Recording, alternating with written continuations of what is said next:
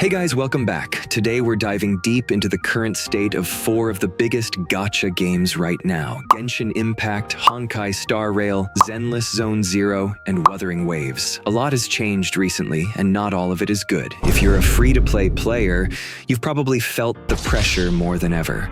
From reward cuts to power creep to mechanics that feel a bit unfair, it's a hot topic in every community right now. So let's break down what's going on in each of these games. And hey, before we jump in, don't forget to hit that subscribe button so you don't miss future breakdowns like this. Let's start with Genshin Impact. Right now, Genshin is in a tricky spot. They recently teased the Nod Cry region and a ton of new characters, which sounds exciting on the surface. But here's the issue. Genshin isn't rewarding players nearly enough to keep up. A patch lasts around 40 days, and in that entire time, free-to-play players only get about 50 to 60 pulls. That's not even enough to guarantee one character on pity. Sure, they added Lunar Charge, a new reaction system, which is a nice breath of fresh air, but the main concern is still there. If they keep releasing character after character without improving the reward system, it's going to hurt the F2P community badly. Moving over to Honkai Star Rail, when it first launched, it was a dream for many players. Rewards were generous. Content felt exciting, and people loved the change of pace compared to Genshin. But as time went on, a major issue started showing up: power creep. For example, DPS units released in earlier patches quickly got overshadowed by new ones. A perfect case is comparing Acheron, the first-year anniversary character, with Castorice, the second-year anniversary character. Not only does Castorice massively outperform older characters, but hoyoverse even gave her a global passive. That means just by owning her, your account gets a permanent buff, a free revive mechanic. You don't even need to use her in battle. That kind of move sparked a lot of controversy, and honestly, it made players feel like their old teams just weren't good enough anymore. Now let's talk about Zenless Zone Zero. This game came out after Wuthering Waves and gained attention for its flashy combat and physics that made characters feel alive.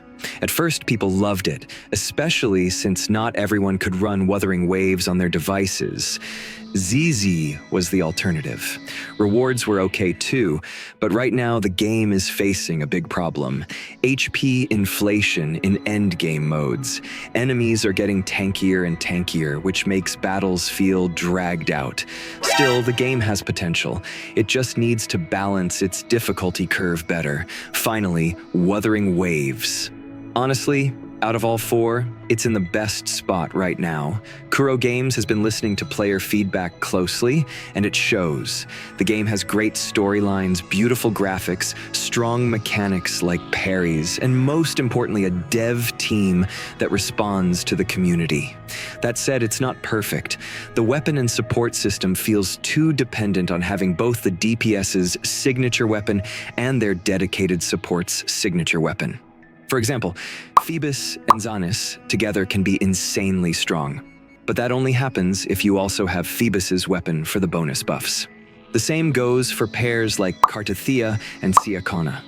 This makes it harder for F2P players to keep up. On top of that, Wuthering Waves really needs more solid 4-star supports, because not everyone can afford full 5-star setups.